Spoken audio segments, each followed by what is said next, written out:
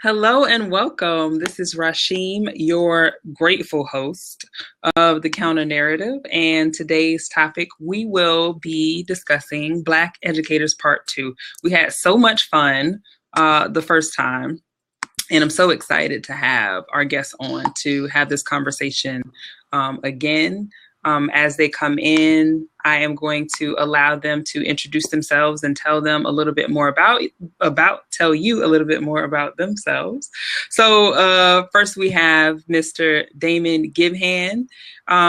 Damon, tell us a little bit about your interest in the topic of education and your role in terms of education and what your passion is. Okay. Well, thank you for introducing me, and thanks for having us back. Really appreciate that. My name is Damon, and as far as black educators go in education, I think education is. We hear it all the time about education being the key to freedom, but education, in a great way, has been hijacked and misused. I mean, so when the powers that be use the language education, and when we hear it, we apply our own meaning of what we think education should be. And I think that gets us confused. So my passion is really about, helping to wake my students up when I'm working with young people through proper questioning, but also by living a certain way. I want my lifestyle and the way I live to be intriguing enough that they ask questions. I don't want to be the preacher on the pulpit telling them what they should do. I want to show them something different and inspire some curiosity, and makes. Bridget and I talk about this all the time. If we want students to be interested, then we need to be interesting, and I try to do that in the classroom with my young people. And I try to do the same thing when I'm working with educators. From the standpoint of education, I feel like it's our responsibility to really know the history of education so we know how it's being used and how we should actually use it. Those are my brief feelings about education. My passion is really health, living that high quality life, but starting with physical health, which is why just recently I asked you about yoga. If you have anything coming up on yoga, I think that's something that young people, young men, young Black males especially, could benefit by just being exposed to something like that. But physical health is really my thing. I like to talk about yoga off the mat. Like yoga ain't what people think it is in this country. We think it's on a mat, postures and poses, and I'm like, that's not yoga. It's more to it. That's a small piece of yoga. Yoga is really about refining the mind. So when I look at yoga and education, they really go hand in hand. Because it's about being able to see clearly, being able to discern truth from non-truth or reality from non-reality. So, and that's like really my driving thing. I really appreciate the mind. That's fantastic. I love that. I love that yoga off the mat too, because I could tell from the way you're talking, you could teach me something about yoga because Listen, I don't know much beyond that. But Bridget, please do introduce yourself. Tell us about your passion and relationship to this topic of education. Sure. Thanks again, Rasheem. And I got to say happy birthday to both you and I got to do it. I got to do it. And Damon will tell you, I will remember your birthdays from here on out. Wow. I have a thing with dates. I don't know what it is. It's a little strange. So happy birthday, Rasheem. Happy birthday to Dr. Thompson. So glad you're taking out time on this special day to spend with us and talk about this incredibly important topic of education. My name is Bridget McGowan Hawkins, and my passion is public speaking and effectively communicating and just getting your message out. So often people feel like their message isn't important, their story isn't important, nobody wants to hear what's going on in my life. I don't matter, and you do matter, and you have a voice. Your voice is powerful. Everyone's voice is powerful. Don't let anyone tell you that it is not. And when it comes to education, don't let education be done to you. Make sure you take responsibility of and take charge of education. And it's hard for young people to wrap their minds around that. And when I say young people, I'm thinking about K through 12, because those conversations about the progress or lack thereof in the classroom tend to take place between teachers and teachers, or between teachers and parents. And seldom is the most important person in that conversation actually included in the conversation, or has a place at the desk, has a place at the table to engage in this dialogue about what works, what doesn't work, and what you can do better. So I believe so firmly in voice and using it and speaking up. So that's my story. That's my passion.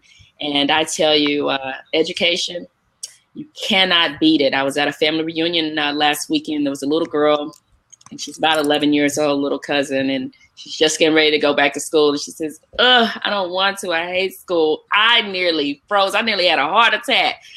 And I went over to her. I was like, "Do you know the more education you have, the fewer people you have to respond to, that you have to answer to? Do you understand?" I know she was looking at me like, "I see you, woman. I don't know what you," but it just, my heart just hurt. And I don't know if she took anything away from it, but I'm going to check in with her in a few weeks, I think, just to, reach out or whatever. But I tell you, that education piece, it's just so incredibly important, and we need more people, more young people, to understand that. Fantastic. Dr. T, aka Birthday Boy or Birthday Man, tell us. I like boy like better. You can still I see you got the little clean shaven thing going on too. Like, I don't know. I just look. I told you it's my birthday. I'm in New Orleans, so this is gonna start early today. That's all I'm gonna say about that. But happy birthday to you too. Thank you very much. So tell us about you, your relation to this topic of education, and what is your passion? Well, I think, first of all, thank you for having us back. I was really enjoyed the last session that we had. And much like Damon and Bridget shared earlier, the passion for learning is critical. And in the context of our Black youth today, I think that purpose has to be defined a little differently than it has been in the past. And I think that's one of the traps of defining education. It can't, I think that there's a fallacy in trying to define it globally, because it makes the approach a very monolithic approach. It gives a very monolithic view, when none of us as people, Black or white, are monolithic wherever you come from. But probably the most powerful explanation I've heard in my evolution of my embracing education, my understanding education, is John Heinrich Clarke's definition of the purpose of education. And he said the purpose of education is to gain control of power, to influence power, or to manage power. And where that fits in an education is going to come from which place of powerlessness that you're in. If you're in an economic powerlessness place, that deficit, then your education would be driven to overcome that level of powerlessness. If it's in decision making, it should be in that area of powerlessness. And I think if we impart that purpose with our young people, it not only connects them with the learning process itself, but it helps them internalize why they're even learning. They understand the influences of power and the impact of power on their lives.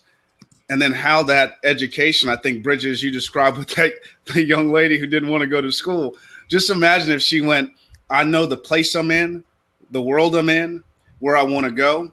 So when I'm learning it, I'm going to use that information to control this. And when you can test that newfound knowledge on those environments, and you have teachers there as guides, you have parents there as guides, now learning is now a higher purpose than whether you pass a test, whether you get a good grade on a report card, or whether you get a diploma, because there's a lot of people out here who have diplomas that can't do squat and don't do anything with them. And they've achieved and attained, and there's an entitlement to that educational attainment, but there's really not a connection to all that went into it to address whatever levels of powerlessness that you're encountering. And to me, that's where we have evolved to. I think John Heinrich Clarke's definition is a timeless one. And I think we have an opportunity to reconnect or to connect in general. I don't think many people, it's been put out there to view it that way. But I think if we begin to embrace it for its purpose, and especially in these times, we have a way to open doors to help teachers connect to kids a little differently. I think something we intend for that to happen. And I think we get kids to approach, I think as Damon said earlier, getting them excited about learning and wanted them to discover. We actually set the table for those things to happen. So much there. And thank you again also for all of you being here. So much juiciness just in the intro. I see how we went over last time. Because one of the things I wanted to just say really quick to Damon, I really appreciate what you said about being interesting. If you want the kids to be interested, it reminds me of the quote that says, a good teacher, like a good entertainer, first must hold his audience attention, then he can teach his lesson. I appreciate that. Bridget, I really appreciate too what you said about when the girl had the response in terms of not liking school, and you were just like, don't you know?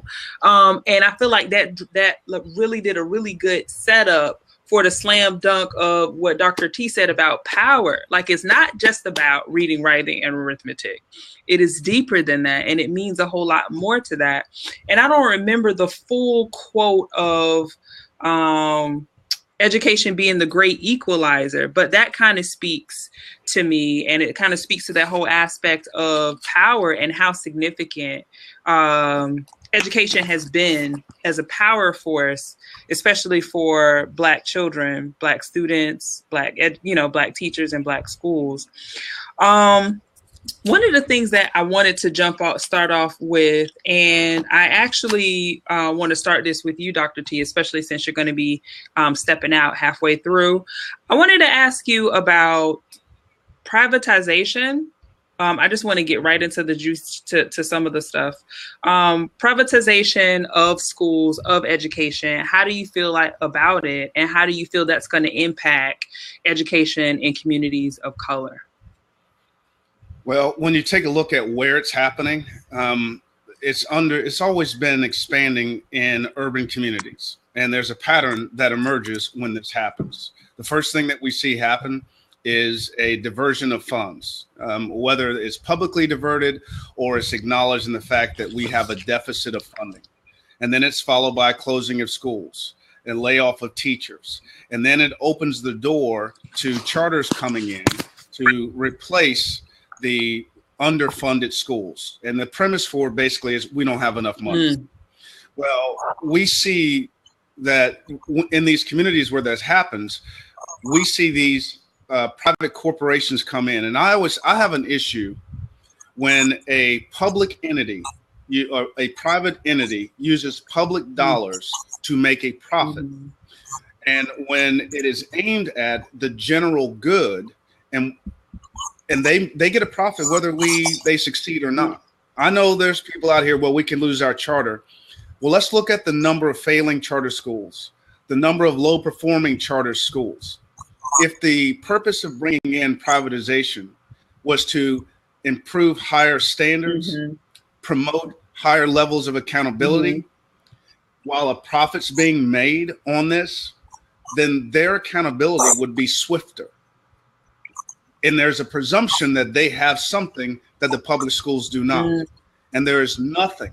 There is absolutely zero data that says they have anything more than a desire. And let's take them at their intrinsic statements and their motivation. We want to help. Let's say we do that. But when you look at their success rates and the freedoms by which they're able to do it, the lack of governance that they have. And we're looking right now, the governor of California, who right now is having to make some decisions about expanding charter schools when there is no compact governance system. So how are you going to expand this free-for-all system and hold them accountable? And what bothers me is this is only happening at this level in high minority communities, high poverty communities. Cutting out a little bit. All over it. But that's not happening. So I just don't see this as a very positive approach. And when you have charter organizations sold on the stock market, and you're investing in, it's like a gamble. We're now gambling with our children's education, one way or the other. And they also have the freedoms to determine to which degree they want to invest their profit margins. Dr. T, you're breaking up a bit. Into their expenditures and their consequences when they don't occur as outlined. And those are the biggest issues that I have with the private system. Thank you for that. One of the questions that I want to ask you, Bridget, is I remember one of the things that we talked about before around on education when we were talking about part 2, and I was asking you about ways that parents can kind of support teachers, and you were given a lot of helpful insights at that time in terms of how parents can support teachers. One of the things I want to ask you about how you feel is about, how do you feel about testing? How does the testing impact the students? How does it impact the teachers? What are your thoughts on that? Yeah, I have such mixed feelings when it comes to testing, because I think it's important. It's necessary, but it needs to be done in a certain way. And I think education, especially when it comes to privatized education, when corporations come in and try to take over education, a lot of testing tends to get put in place. I was reading an article in the Huffington Post from last year. It was talking about this New Jersey school that had become privatized, and how students were turning into disliking school. And part of it was because of all of the testing. And so sometimes I think people will lose sight of the purpose of testing, or they think a lot of tests, a lot of different kinds of assessments put in place means that you're doing a good job. You're checking on students. You're making sure that learning is actually taking place. You're checking comprehension. And the more tests you have, the better. I think sometimes there's a misunderstanding there. There's a misperception of what is assessment all about. So I think people need to look very closely at the types of assessments that are given and the purpose behind the assessments. Now, when assessments are done the right way, I'm all thumbs up about it. And let's talk a little bit about the right way. So there are 3 types of assessments to take into account. And educators listening, you already know this. I don't want to act like you don't, but just for the sake of the conversation, there's diagnostic assessments, formative assessments, and summative assessments. With diagnostic assessments, those are where you give it to the student just to figure out where he or she is. I'm just trying to establish a baseline here. I want to figure out as a teacher how in depth I need to go with the lesson. Where's my starting point? How much prior knowledge do you have? How do you know how to add and subtract? If you know those 2 things, then I know that I can move on and talk about multiplication and division. So diagnostic assessments, not meant to quiz a student, not meant to stress out a student. I'm just trying to figure out where you are.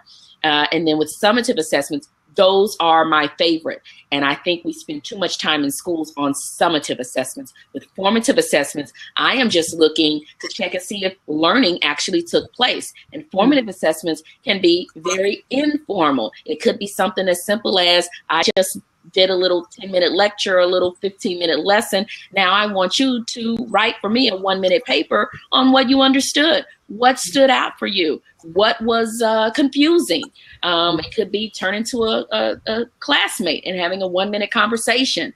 So those formative assessments, I think, are most important, and they need to happen as frequently as possible in the classroom, far more frequently than the summative assessments. The summative assessments are the ones that we see most of the time, and students get bombarded with them. Those are those big, serious, tough examinations where we're sitting down, we're really serious, and we are checking to make sure you understand, that you comprehend. And teachers will put a lot of stress on students. But then at the same time, I think administration will put a lot of stress on the teachers. And so then all of a sudden, it's just kind of a domino effect. The teachers put the stress on the students, because all of a sudden teachers are being told by administration, you need to get these kinds of exam scores. You need to have these kinds of results. We're going to assess your performance based on what these test results look like. And they're putting all of this weight on these summative assessments. And I think a lot of time needs to be spent with those little small formative assessments throughout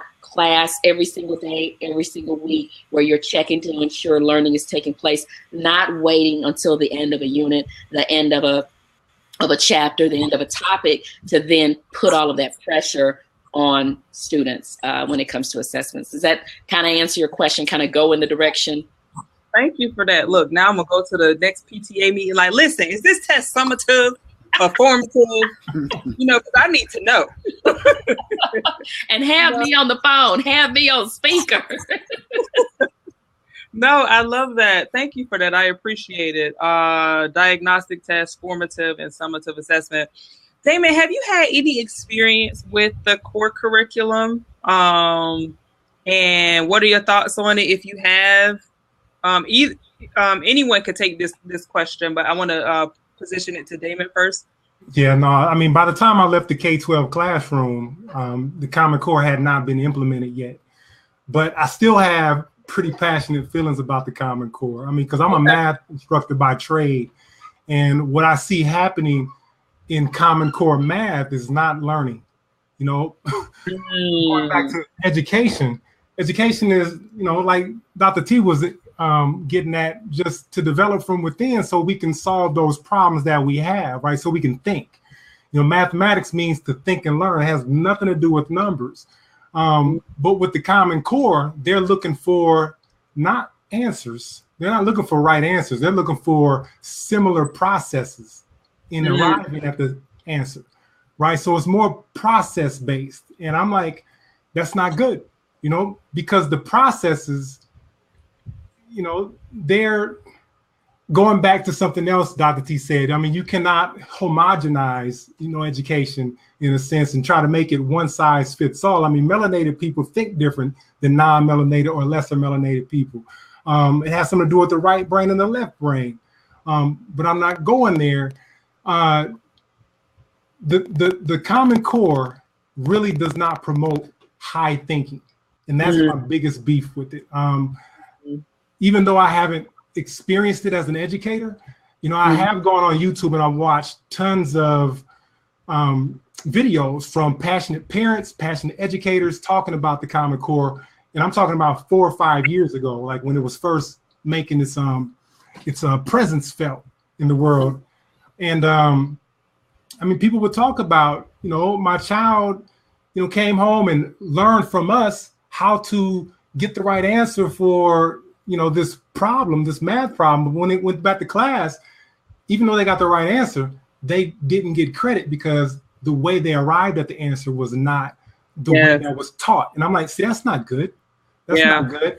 And in all of my research, you know, and I just went and did some recent research just to find out like what they're saying on the internet. Now it's, you know, a whole team of people, like a whole bunch of people are responsible for creating the Common Core. When I was first researching it, I swear, you know, somehow, some way I came across some information. It was like 2 or 3 people created in their living room, right? But here we are, you know, 5, 6 years later, and the information on the internet is different. So when people go look up, you know, who started it, it's going to give an impression. It's going to appear to be all good. But I'm like, no, it's not. It's not all good. You know, information. I think we misplace our trust. And we kind of sit back and we hope that everything is going to be okay. The school walls, we're riding by the school, it looks the same on the outside. So we assume it's the same when we're grown. But different things are happening on the inside, and minds are being destroyed in the process. And I got issue with that. Big issue. Yes. So no, I don't have any experience with Common Core, but I got feelings about it. I hear you. I'm gonna get Dr. T and Bridget thoughts on this, but I just want to say something to what you just said, Damon, in terms of the process. One of the things that I saw when my daughter is 8, and when she came home with some math work, and she loves math. And she was saying, you know, I was looking at her work and her teacher marked it wrong, even though she got the right answer because of the steps that she took to get to it. And I had a conversation with the teacher and I said to her, you know, she got the right answer. I don't understand. So she's explaining to me. She was like, well, the thing about the Common Core is it is teaching them how to think. right? And I was like, but if the way that she is thinking is arriving at the right answer, then who's to say that her way of thinking is wrong? You know? She didn't have a whole lot to say to that response. And then I said, I don't even think you're just teaching her how to think. I think you're also teaching her what to think. Like, you are prioritizing this process, like you said, over her process. And I think that just hits that on the head. So whoever wants to jump on Common Core next. Oh, wait, really quick. I'm sorry. You guys are also on Facebook Live. Shout out to Facebook Live. What up? Donna Van Hook says, she's watching. Sharonda says, great information. Sharonda also says, yes. I don't know which part she responded to that. Stephanie says, it will be no time until there is another new method in place that they can sell to the school districts and line their pockets. Ra the God is listening. Sharonda again says, right. You guys are getting a lot of hearts and love. Someone else says she has an 8-year-old, the same issue. Another person says, before Common Core, I was given partial credit despite arriving at the correct answer, especially in calculus 1 and 2 and 3 and linear algebra. All right. Hold on. Before you go anywhere, I mean, like, open up the floor. I just want to say, when you're talking about like the teacher's argument that we're teaching them how to think, they're teaching everyone how to think the same way. That's a problem. Right. That's a problem. Right. Yep. And that's a lack of diversity in thought, which is really what we need, diversity in thought. That's how we problem solve. That's how we make the world a better place. We get a lot of people. That's how we build pyramids. Right. Exactly. Yeah. All right. So whoever is up next. Hey, Brian, who's watching it. And also someone says all of this. Yes, on point. Facebook Live is like loving you guys. So. Well, I just find it's a little ironic. It's a little strange that educators have not thought about the fact that they are suggesting that people be robotic in their thinking with the Common Core. Education is not supposed to be about, following a certain process with every single thing that you do. It's supposed to be about opening the mind to seeing different ways, different possibilities. And I don't, I haven't had much experience with the Common Core, but, just when I look at, it's suggesting it's in place to ensure that when students graduate high school, that they all have these basic sets of skills and knowledge to compete, to live, to survive in the world. I don't know. I think they really need to look closely at that and say to themselves, I mean, back to the example of your daughter coming up with the answer to the problem, but just using a different means for getting there and a different thinking process for getting there. That to me is how you survive. How many times has each one of us had to go from a plan A to a plan B to a plan C to figure out something either in our personal lives or in our professional lives? It happened to me just this week trying to figure out something in Zoom to get it to work. Now, if I sat there with my Common Core principles and it didn't work, then what? Do I just give up? Do I just what? So my question for educators and for administrators who insist upon this Common Core initiative is, well, what do we expect out of our students when they bump up against the wall because of that process that they learned thanks to Common Core doesn't work? Now what? Right.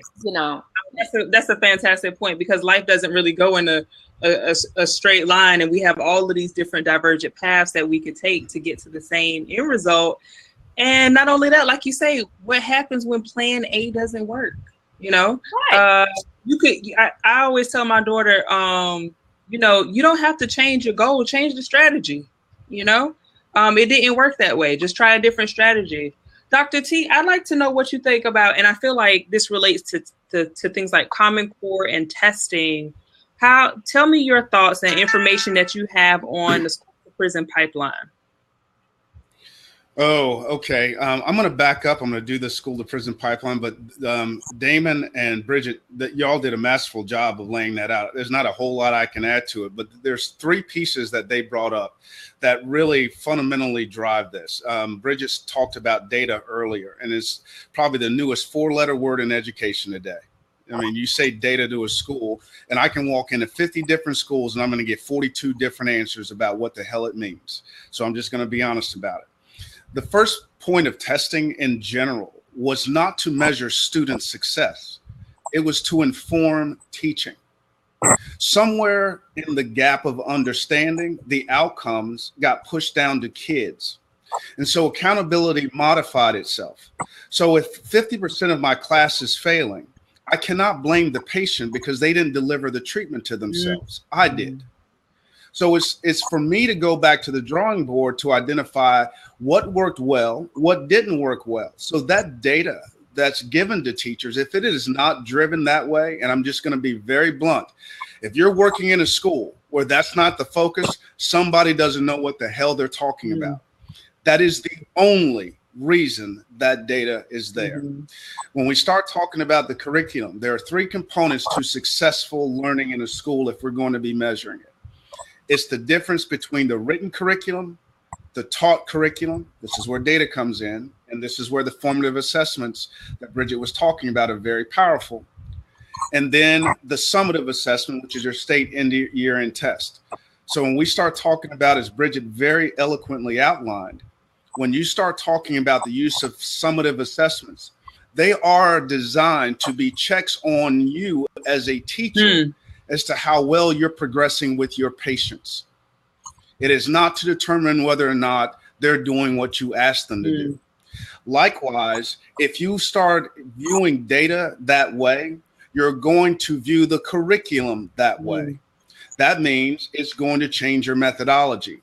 I'm going to deliver the curriculum as is prescribed, and if you get it, and everything else follows suit. So you have an alignment in the structure of schools, and then you have an alignment in the application within those structures. So that was just my summation, because you guys framed that beautifully. But until schools understand all the parts that Damon and Bridget were talking about and examine their systems, they're going to keep getting the same results. And it's fundamentally why we are where we are with the tools that we have. And now I'm going to talk to you the school to prison pipeline. On my blog show, I did an 8-part series on this. And it started with the incident of South Carolina, Officer Ben Fields at the high school pulling the young lady out. I was asked to come on CNN and comment about it.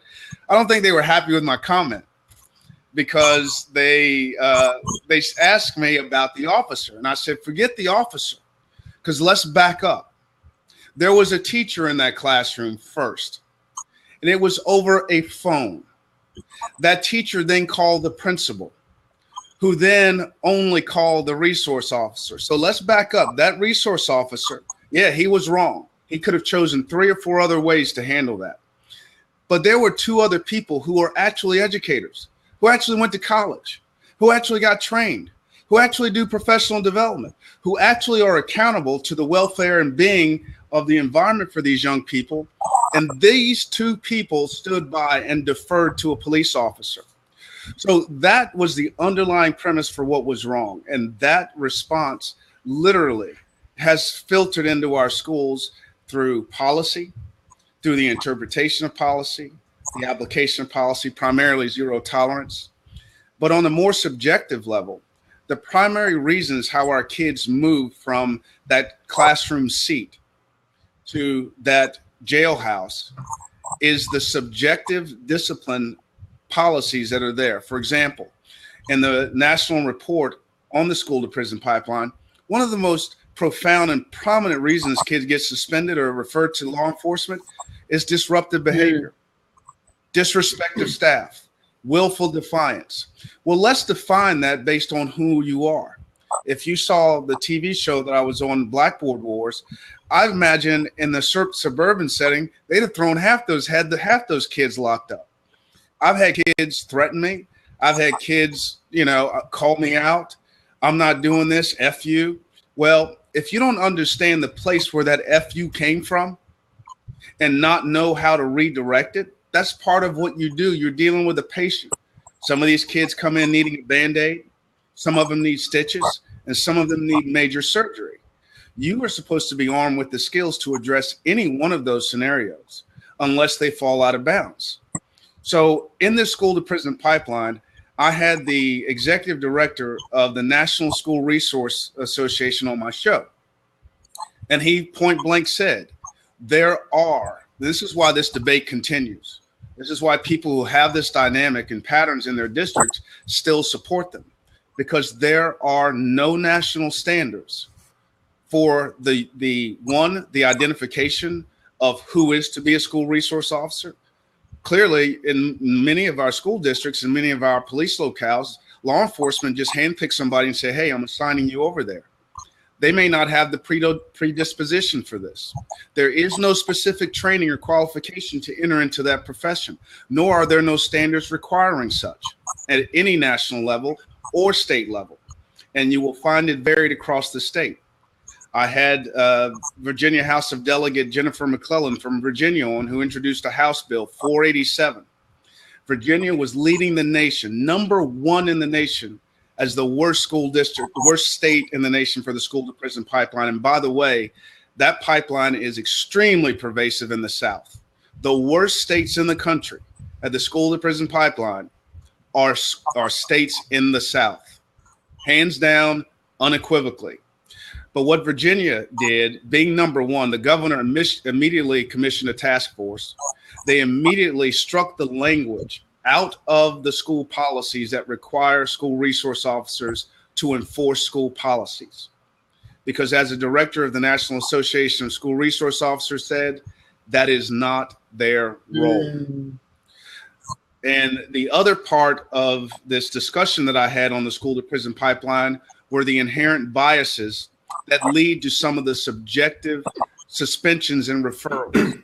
So I had Dr. Nicholas Papageorge from Johns Hopkins University. He had just released a study entitled "Who Cares About Me?" And it was examining the mismatch between white teachers and black teachers, or black students, and vice versa, and what level of expectations white teachers had for black students versus what black teachers had for black students. The gap in terms of what white teachers, the expectations were significantly lower for white teachers. Whether they were asking them about graduating high school, whether they were asking them about whether they were going to college. Now, he did not assign a reason for it, but he did note in this study that it existed, and it was significant enough to warrant further detail as to the whys.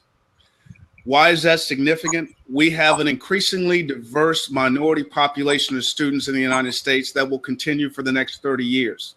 However, we have a very stable white majority teaching corps that is not going to decline over the same period of time. So this is not assigning blame, but it is something that we need to note that has potential of influence in the referral process to the school to prison pipeline. California went so far in the recognizing the subjective nature of the discipline process that they struck the referral qualification of willful defiance from an office referral or a police referral. They saw it as when they looked at the numbers and saw how many minority students were being referred to law enforcement for that one particular area subjective identification as an offense, they struck it. So it put the onus back on the teacher to develop those relationships and or come up with new strategies to address willful defiance, and also internalize it not from the child and their environment, but what they as professionals can do about it. These are the fundamental issues surrounding the school to prison pipeline, and these are just in-house. I did an 8-part series because in my view, those 8 parts were the core parts, but under each one of those are layers, even within the scope of those. I know it's a lengthy answer, but I spent 4 months talking to people every single week around the country about this issue, and they couldn't be clearer. Hold on, I'm trying to minimize the echo. No, that was good. I'm going to go back to Facebook really quick and just let you know about all the love you guys are getting. Like, hearts are flying everywhere. Somebody said preach, and then Sharonda says subjective interpretation. Yes. No classroom management. School to prison pipeline is real. We need to monitor school resource officers also. Black youth are disproportionately suspended and expelled, says Donna Van Hook. Common Core leads to frustration and behavior problems and referrals to special education. Stephanie says, in 1972, a white teacher told my mother that she didn't have to teach school and that her husband is a doctor. Oh no, I'm not sure. Okay, there we go. You guys are just getting a lot of love too. Someone said they witnessed it and experienced it. It is disproportional expectations of white teachers and Black students in discipline.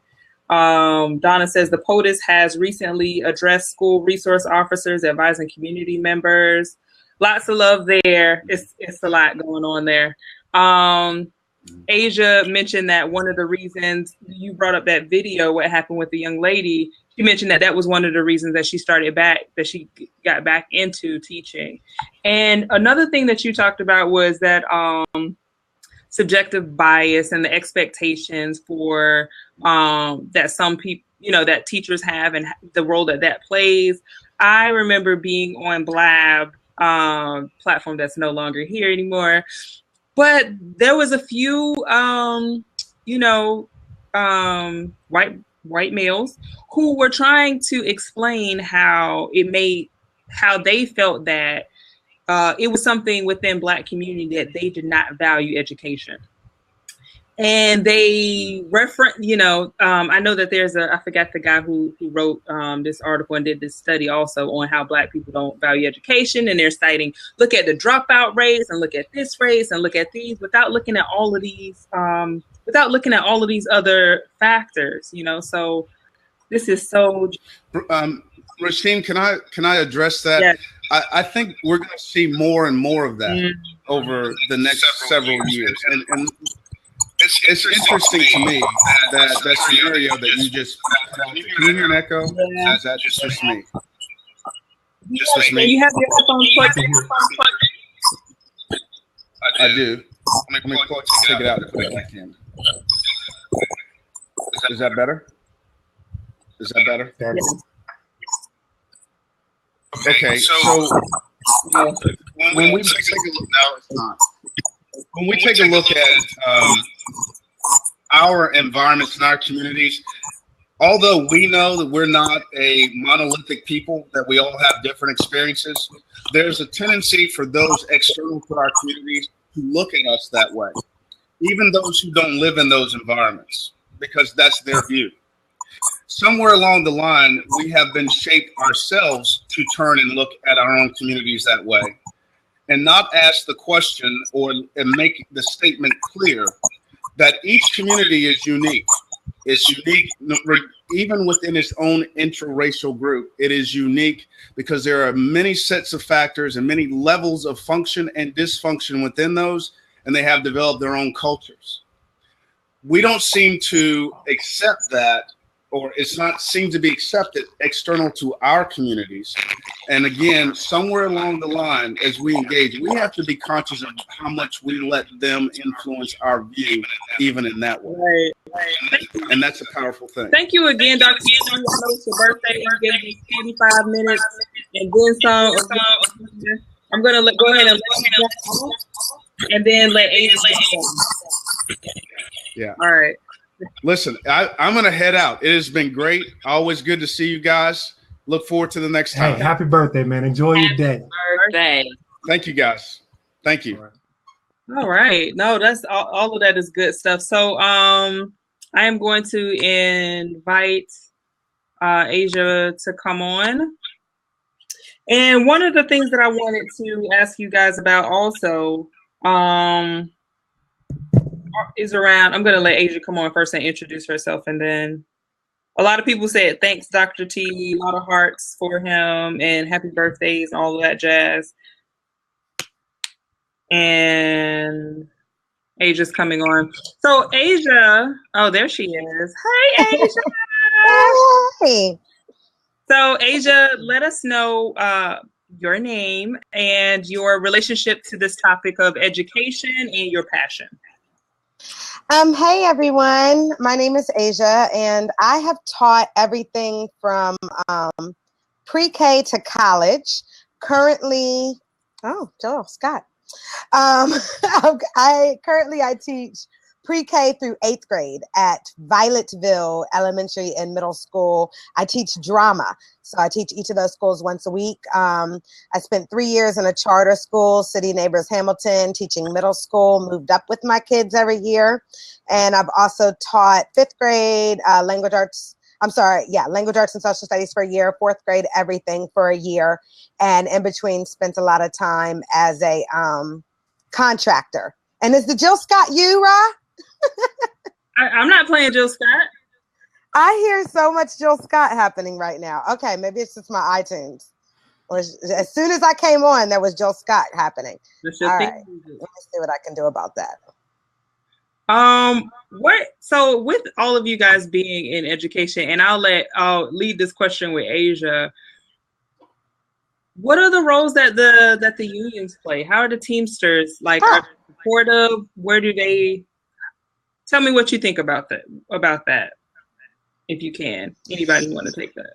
You said I could lead, so the union should be, in my opinion, they should be ideally a great idea, like so many things in education, like Common Core should be a great idea. I can tell you that in Baltimore, personally, I feel like the union is it sucks. It's just bad. I don't know what kind of union you're going to have when you put into the contract that we can't strike. So the union is one of the reasons that I actually left full-time teaching, because when I didn't get my raise, when Baltimore City decided that they were going to change the criteria for teacher evaluations in May of the school year because too many teachers were going to get their raises, the Baltimore Teachers Union fought for a few months and eventually decided that the solution was to give everybody $1,000. And that wasn't close to the $6,000 increase that I was supposed to get. So I was livid. And it sounds good in theory, but they oftentimes play into very weak partnerships with the school system and don't do as an effective of a job of protecting teachers as they could have. And in Baltimore, it is whack. Okay. Anybody else want to speak on that? Not so much? Okay.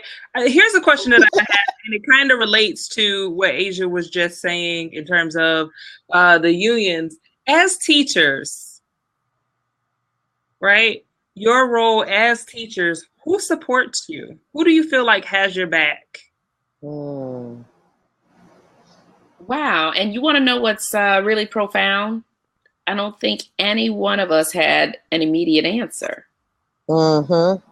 I think if you get fortunate enough to work where you have administrators who understand education and understand teaching, who have actually taught, who've been in the who've been in the classroom and they know what it's like.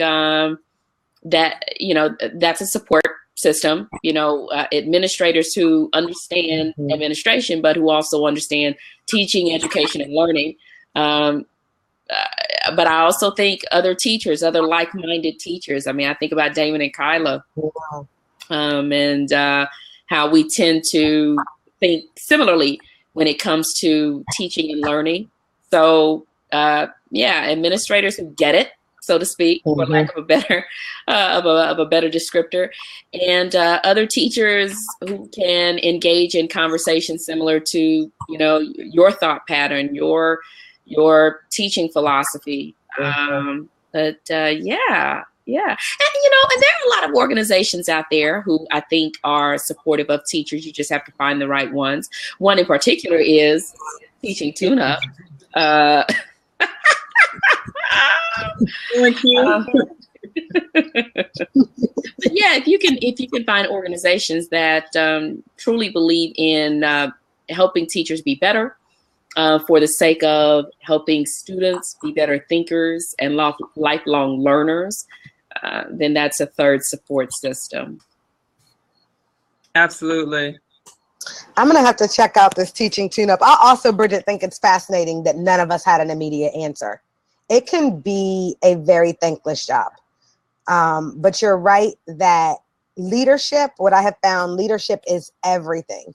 You know, I was just telling my mom today, the school that I just started this year, I have had so many people thank me for the smallest things, you know. The vice principal must have thanked me like 4 or 5 times in over a 2-day period for breaking up a fight between 2 7th graders and dealing with the young man who hit this young woman. That's a natural thing for me to do, but he thanked me so many times. The principal asked me this morning to do me a favor by taking over somebody's class when I didn't have a class, and I usually do schedule for that time. So of course, and when I went to the teacher and said, okay, let me help you out, she came afterwards and brought me a gift and, said, thank you. And so my mom said, well, people really appreciate when you're there for them. And I said, I think it depends on where you are, because last year I was the same person in a different school, and I had a teacher get upset with me because I made cookies and handed out Christmas cards. And she said to me, like, we don't do that here. And then came to me again in the new year and said, thank you, for the card and the cookies, but we really don't do that here. And I thought that was really weird that, she was still talking about these daggone cards and cookies in the new year, but that was the culture of that school. And I couldn't thrive in that environment because the culture from top down was not supportive. It was suspicious. It was competitive. And the environment that I'm in right now, I see my fingers crossed, so far has been very nurturing and really child-centered.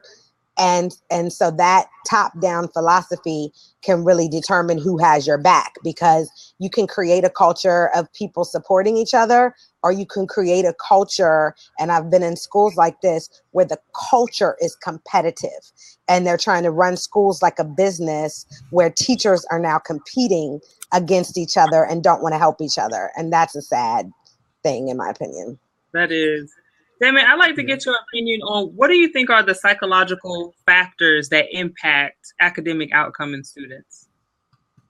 What are the psychological factors that impact? And the reason why I ask you partially is because your whole living a rich life.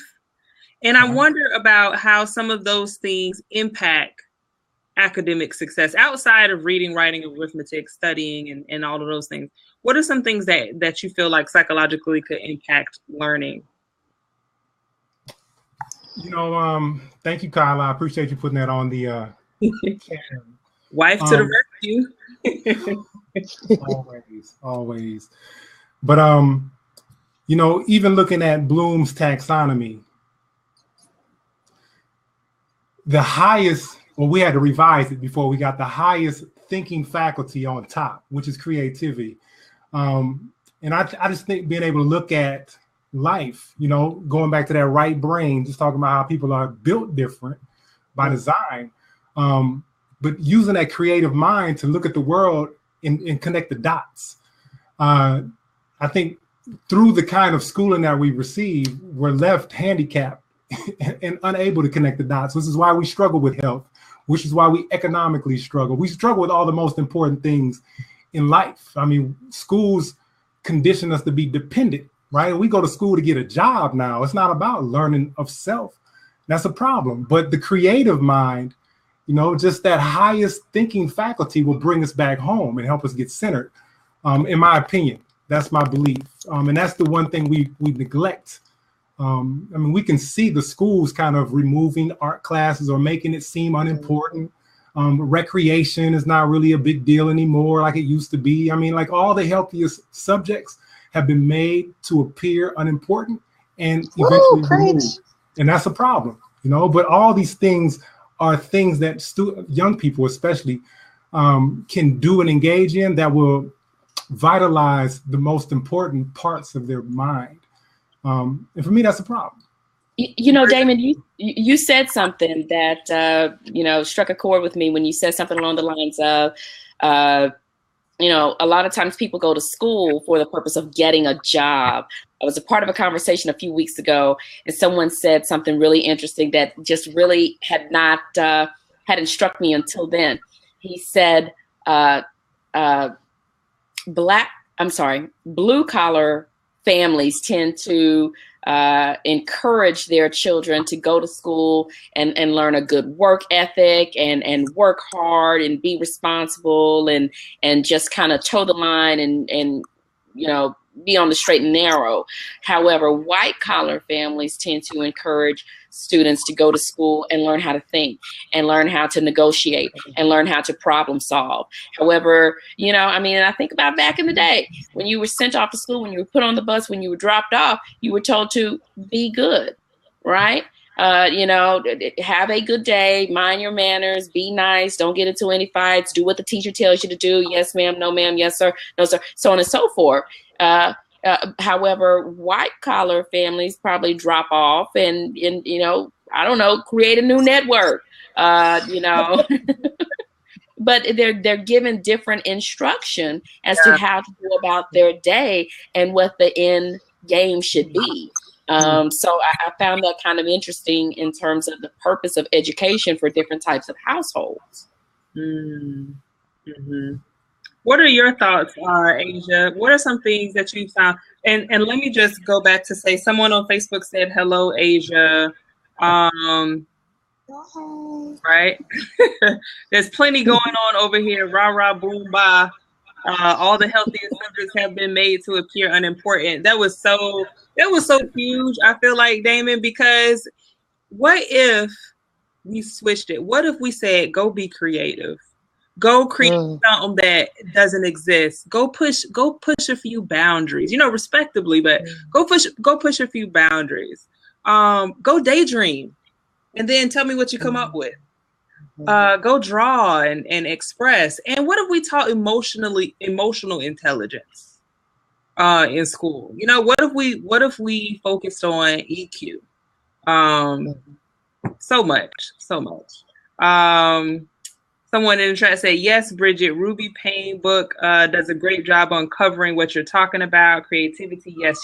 I'm glad that you said that, because that is a great segue to the next question I have. What are some of the thought leaders in education that you guys are listening to, that you're watching, that you're paying attention to? How are you fed as an educator? Again, no instant responses. Well, I just knew, because Damon is so well read. Damon, I talk about you more often than you and Kyla, because you read so much and you're so well versed and you always have such great information, the two of you. So I just knew you were going to jump on that. But I'm going to jump on it before you take my one person that I want to share. and that person, and we mentioned her work before, and that's Carol Dweck. And actually, I think the month of September is Growth Mindset Month or something along those lines. I kid you not. But that's one person whose research, to me, just really resonates with me in so many different ways, not just from an educational aspect, but just personally, because I have not always enveloped myself in the concept of growth mindset and thinking positively and praising students for the effort that they put into their work. I had a professor earlier this week say something along the lines of, but what if the effort, what if you know that the effort is next to nil? You still thank the student for the effort. Let him or her reach the realization that the sleeves weren't rolled up as far as they could have been rolled up. But Carol Dweck's work, where she talks about praising the effort and not the smarts, not the intelligence, is huge to me. And then furthering that growth mindset as opposed to a fixed mindset, and really getting out of your comfort zone and really taking the blinders off. So her work, catches my attention and drives some of my attitude and focus when it comes to education. I'll take it from there. I do agree with Dr. Carol DeWitt. She has pretty awesome work out there in the world. But I can't claim that I kind of follow anybody to help inform me on education, because I've lost confidence in people as far as that goes. I mean, I study great people from the past. I mean, no matter what their nationality, race, or whatever, if people are devoted to the truth, I'm all about it. So, I mean, Malcolm X was a mentor of mine, like through books. But we can jump way over to the other side of the tracks, and Napoleon Hill also informs me. Charlotte Iserby, little feisty white woman. I mean, if y'all go check her out on YouTube, she talks about the dummying down of America, right? And she goes back to the early 80s, and she documents it, and so I look at all these things that I don't believe a lot of people are looking at. I bring that same passion into the classroom, but yes, Jim Rohn, Kyla. But, I like to connect with other passionate educators, get us all in the same room, let us talk, let us brainstorm. And like being in that kind of space, there's another mind that's formed, right? And just the opportunity to kind of reach into that mind and grab brilliant ideas because of what other people are contributing to that greater mind is what leads me in the greatest way.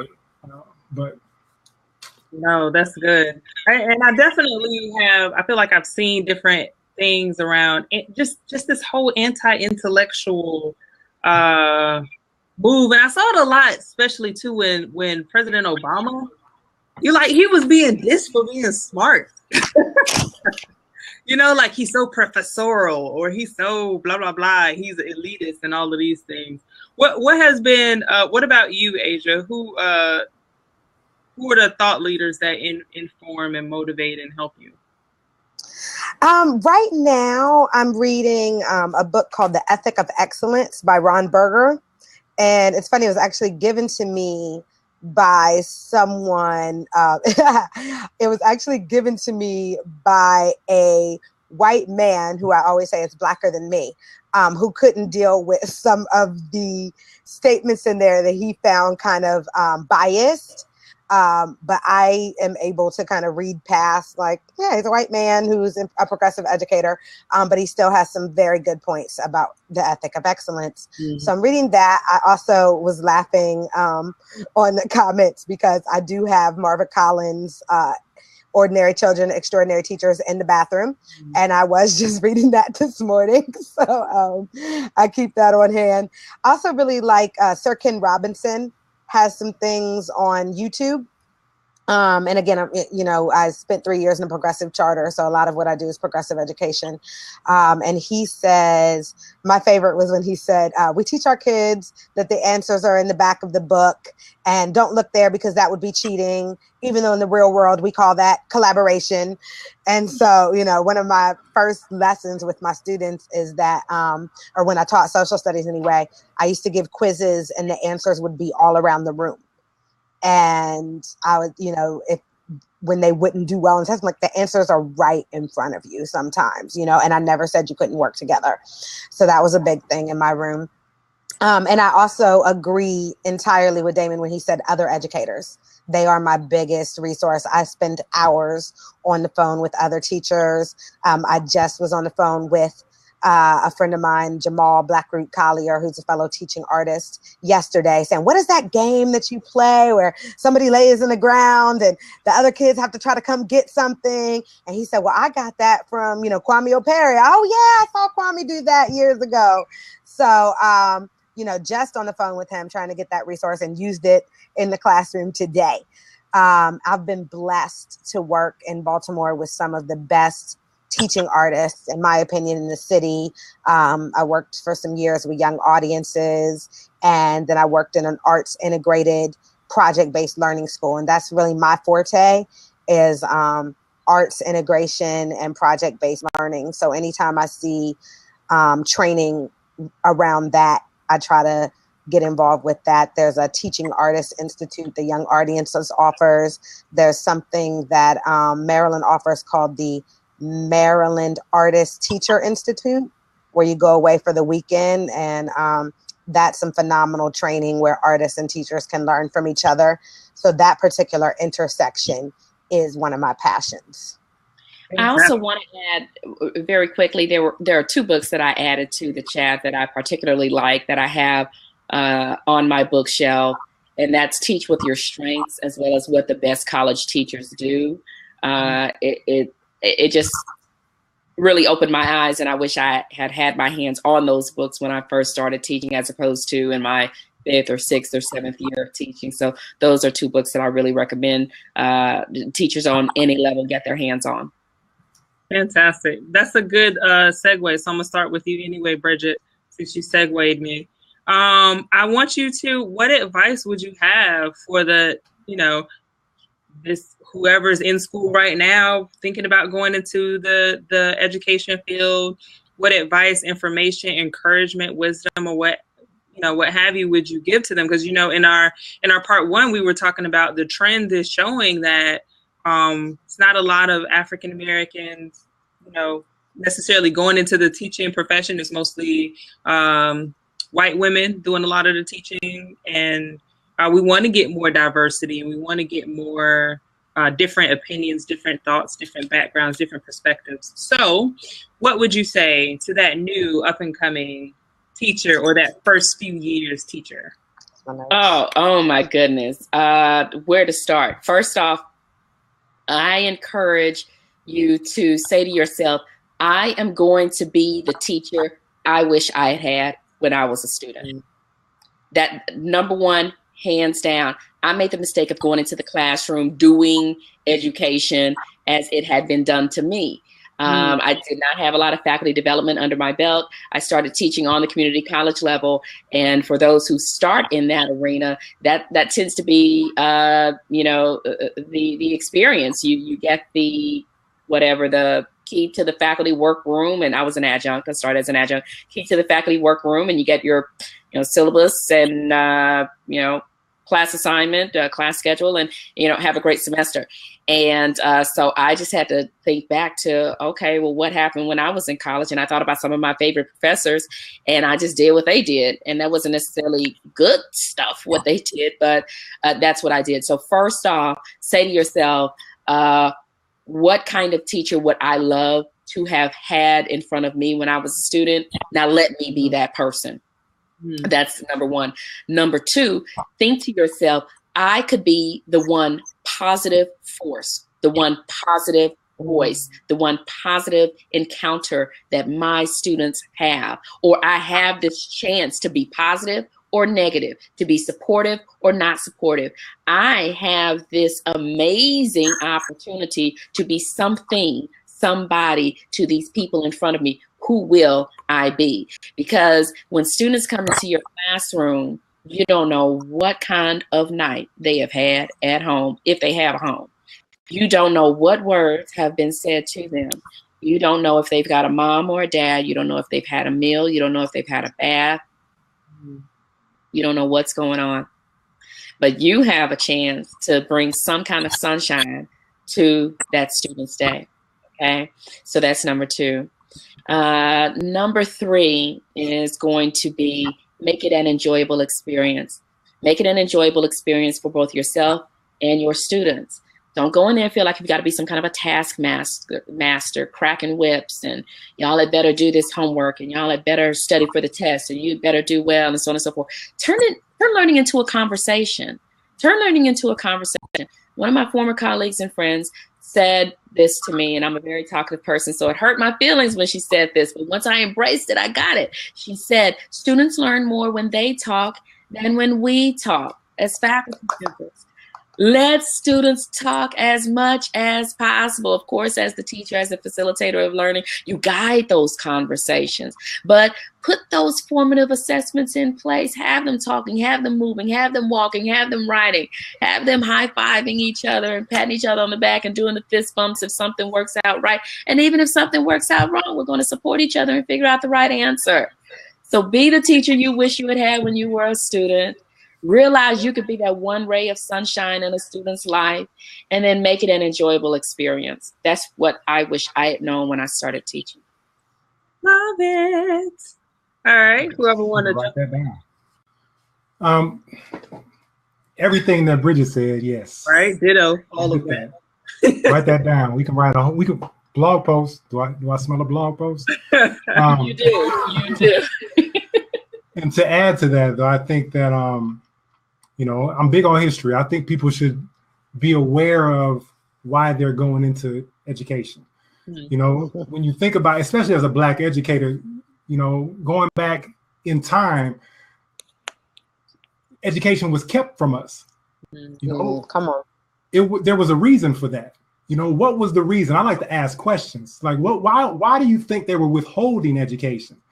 Come on. Okay, now they give us education. Why do we think the heart changed?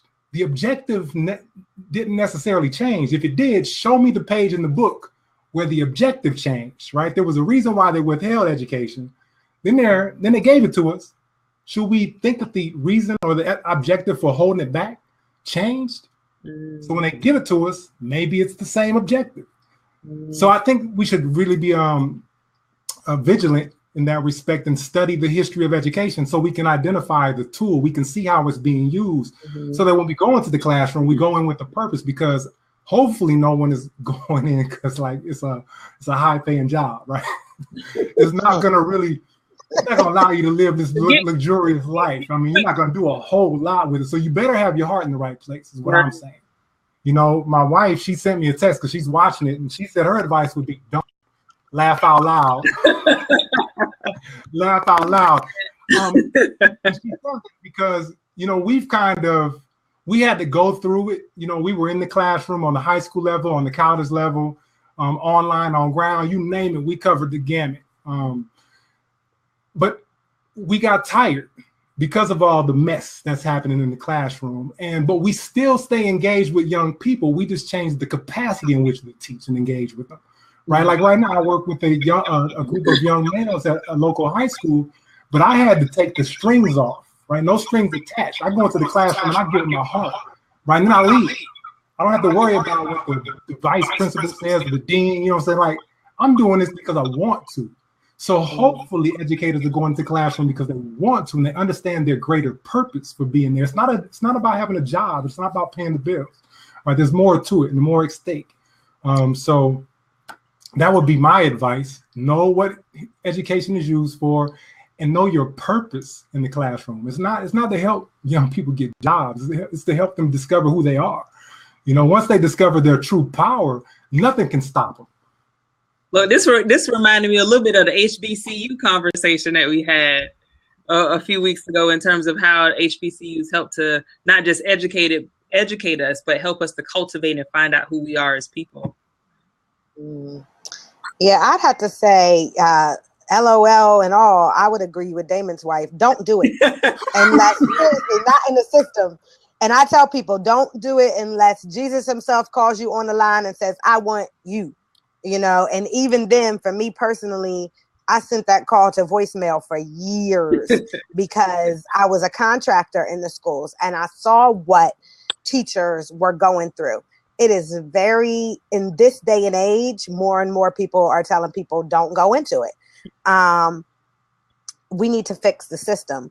And until we do, honestly, I would tell people again, unless Jesus himself calls you on the line and says, I want you in the classroom, start an after school program, start your own school, start an organization where you can be effective. Because if you go into full out system-based classroom teaching, especially if you are a creative, bright, independent, critical thinker, you are going to encounter so much opposition and your hands are going to be tied behind your back that it can be really discouraging.